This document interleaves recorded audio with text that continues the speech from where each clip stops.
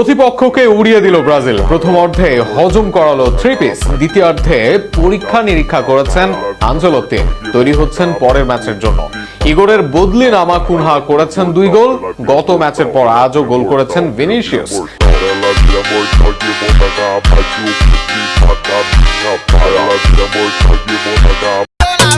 Three piece তো দড়াই দিলাম, তাও আবার হাফ টাইমের আগে।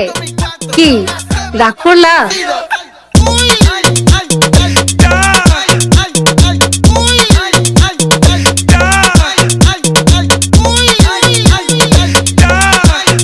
কালকে ব্রাজিল যদি হাইতির সাথে জিততে পারে তাহলে আমি মাথার চুলগুলো কেটে মাথায় গু ডলে নেব।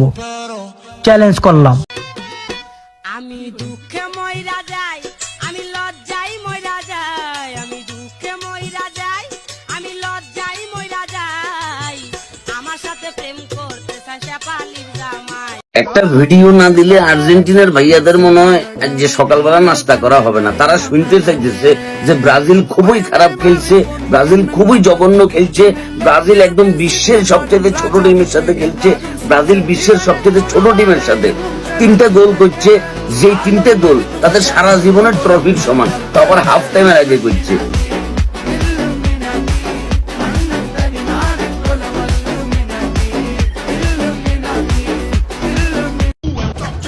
কি 1 2 3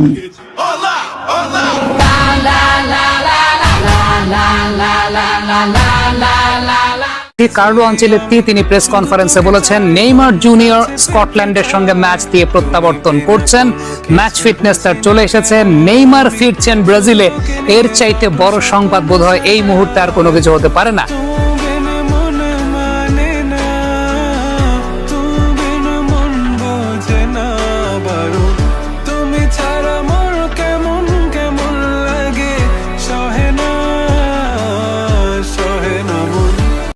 ব্রাজিল ভক্তদের জন্য বড় সুখবর, স্কটল্যান্ডের বিপক্ষে ম্যাচে মাঠে দেখা যাবে নেইমারকে। বিষয়টি নিশ্চিত করেছেন সেলেসাওদের বস কার্লো আনচেলত্তি।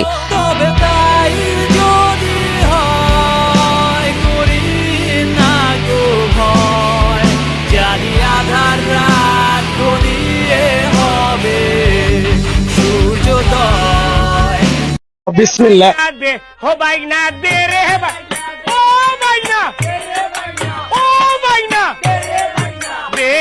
রাগ করলা?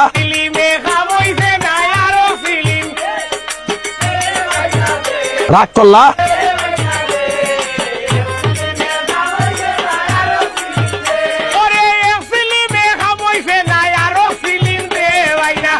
রাগ করলা? এবার হাইতির বিপক্ষে শুরু থেকে দাপট ব্রাজিলের। প্রতিপক্ষের জালে ম্যাচের শুরুর হাফেই 3টি গোল সেলেসাওদের। ভিনিসিয়াস কুনহার যুগলবন্দিতে শুরুতেই আমেরিকান দলটির বিপক্ষে এগিয়ে যায় সেলেসাওরা।